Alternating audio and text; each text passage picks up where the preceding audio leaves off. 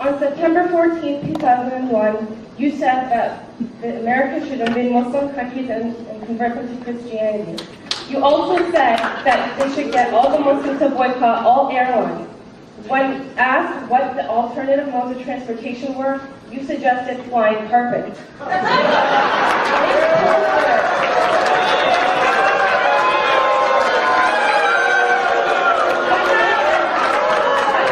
Hang on, she's reading my lines. Go on. Question. First of all, as a 17-year-old student of this university, Muslim, should I be converted to Christianity?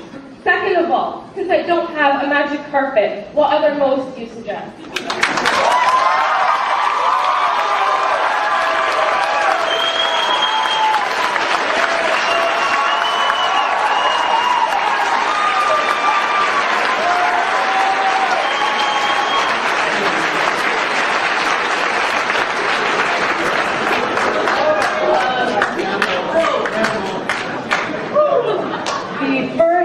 You dropped a line from the first quote. It was invade their countries, kill their leaders, and convert them to Christianity. And, you know, by the way, this shows, I thought it was just, you know, American public schools that produced ignorant people. This is what America has done after World War II, after the Korean War, after we won World War II, the emperor went to MacArthur and said, okay, we're ready to convert. And MacArthur said, well, actually, we don't convert people forcibly. Also, as he's described, he said he didn't know whether to convert them to Protestantism or Catholicism. But he put out the call for Christian missionaries to come to Japan, and they poured in. And you don't convert people forcibly, but Christian missionaries have been operating throughout Japan for years, and they certainly have religious freedom in Japan. And I would add, we haven't heard a peep out of it. After the Korean War, you might learn something. After the Korean War, this exact same thing happened. A call was put out for Christian missionaries to go into South Korea. The Christian missionaries poured in, and it is one of the greatest success stories of Christianity. You'll see, at least on American college campuses, what mode of transportation? Take a camel.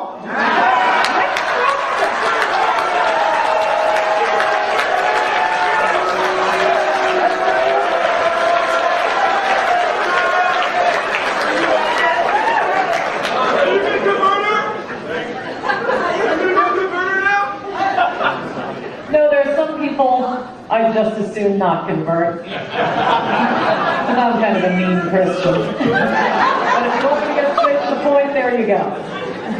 I just want to point out that it seems like you were arguing a lot against the division between liberals and conservatives. And if you thought if you were upset that your freedom of speech was being oppressed, I was wondering if you thought this was more important than oppressing religions and the rights for gay people as well, and if you thought that there was a similarity between the oppression you feel from your freedom of speech and the oppression that everybody else feels from the freedom of being able to practice their religion or their sexuality.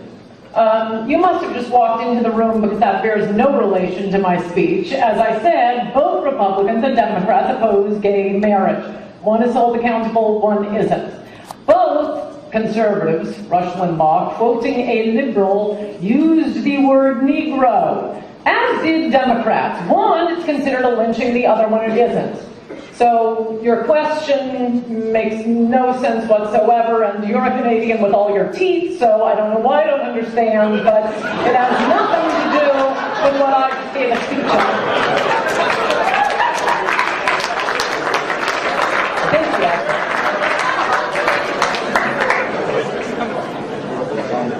I just have a really quick question. First is, who do you think is the greatest inventor of the 20th century? And the follow-up question after that. I'm sorry, did I just go on to argue smarter than a fifth grader? We're taking questions on the speech tonight, young man.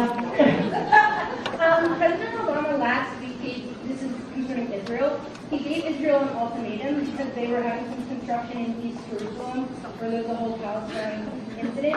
What do you think the implications of Obama's actions towards his relationship with the U.S. and Israel are going to have on either the Middle East and like the world in general? What is this going to cause?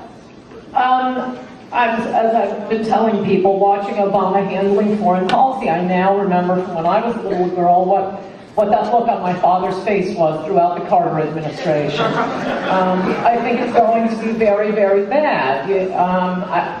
I mean, it's interesting that liberals understand how fear and intimidation, they use that method against conservatives. They won't use it against our enemies. No, there they expect, Obama to just go over to the Muslim world and they'll all get tingles up their legs, the way TV hosts in America do, and he'll just be so charming. Well, no, it doesn't work like that. And you want to bring peace. Look, I think the simplest way to put this is you cannot force people to like you. You can force people to fear and respect you. And he just thinks that, well, what the media keeps telling him, he is so cool when he smokes. I don't agree with everything you say, but I think you're the gutsiest person I've ever heard speak. So, I want to ask a question about the political spectrum. I don't consider myself somebody who's left wing or right wing. I like to remain neutral a little bit as much as possible. My friend Michael Stone down in the front row actually sent me an email today comparing to an amoeba and called me a loony leftist. That's okay. We're friends. I just wanted to know, in terms of, you've been doing a lot of criticizing, you've been criticized a lot yourself, and you've taken it, and I give you props for that as well, but I'm wondering what you would consider to be kind of an ideal society. I know we can't talk in terms of, a golden age where everything's nice and pretty and stuff like that, but you talk a lot about how people are criticized and how people throw criticisms around, so in terms of free speech, what's your ideal society for both ends of the spectrum? Oh, I thought it was my ideal society generally, which would be no liberals and like 7-gallon flush toilets. My ideal world for freedom of speech it's freedom of speech. It's you can say anything and let the winners and losers let them. I promise you, people are smart enough to figure out. The Holocaust deniers haven't developed much of a following in America. And yet they have full freedom of speech in America. And I mean, it allows people to understand error and to do thinking for themselves. It's part of living in a free society. I would limit it to speech, however, and not to nudie dancing and whether or not the strippers have to wear pasties as the Supreme Court has entered into. No, not symbolic speech, not close-up photos of women's vaginas. Speech. That's what the First Amendment refers to, and that's what I believe in.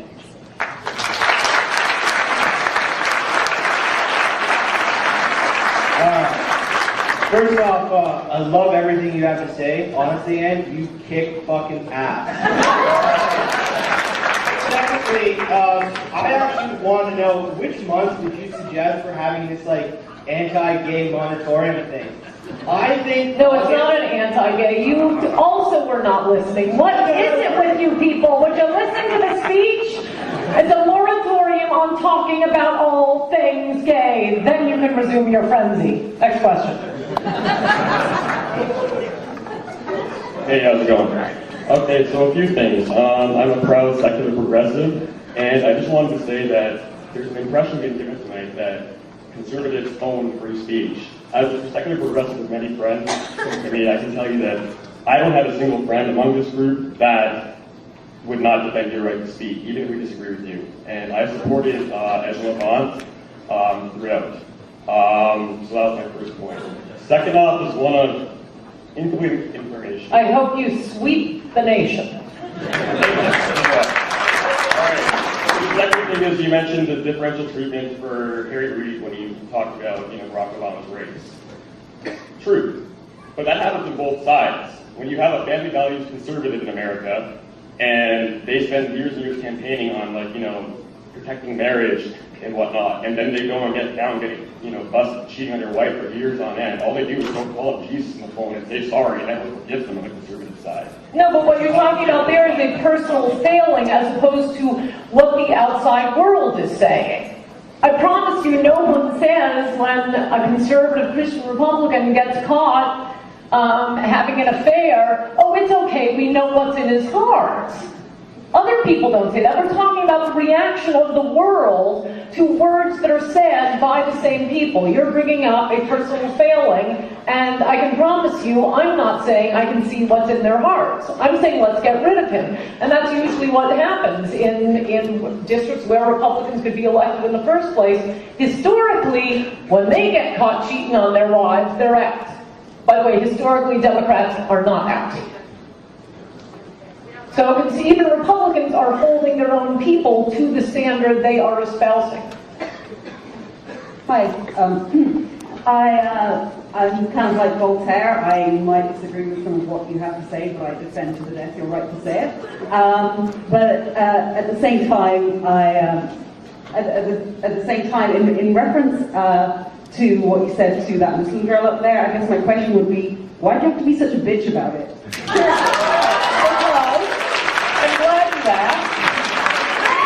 Because I was giving an informative answer that might have taught the audience something, and they started screaming to answer the question. Well, there was only one question in her long speech, and the one question was, how do you expect me to travel? Referring to a joke I had made.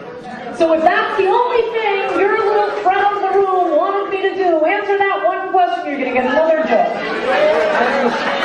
And by the way, I would also like to say this is not based on hate, and I would encourage all of you to listen carefully to what I'm saying now. There was, many years ago, a surgical procedure performed on children after they were born, removing their sense of humor, removing a sense of irony or sarcasm. And I think they've caught it and stopped it recently, but they still walk among us. They're known as liberals, and we must extend pity and concern for them. And heartfelt. How many more questions? Pardon? How many more questions? Well, we do have a dinner appointment. Why don't we wrap it up at 2? We'll take one from each side. So make it good. Okay, my question has to do earlier with what you're talking about and the way that you say liberals have this way of saying, oh, it's similar to, it's right. same as, right? So, and I totally agree with you about the fact that I actually think Obama has done a decent job, but I agree absolutely that the media has done a horrible job on reporting on it. So my question is, though, that you accuse liberals of doing these things, of constantly equating these ridiculous assumptions, while you're part of the side that keeps saying he's a Marxist, he's a Leninist, he's a socialist, things that are so ridiculous, any about education. Okay, this is another question from someone who didn't listen to my speech. Did I call him a Marxist all night? I don't think I ever have. So save that for Glenn Beck, baby cakes. Next question.